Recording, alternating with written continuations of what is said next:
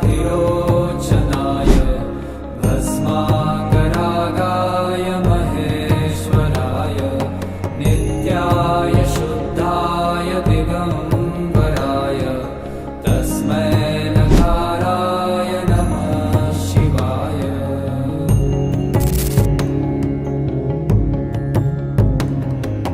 Mandakini सलीलचन्दनचर्चिताय Nandishwar प्रमथनाथ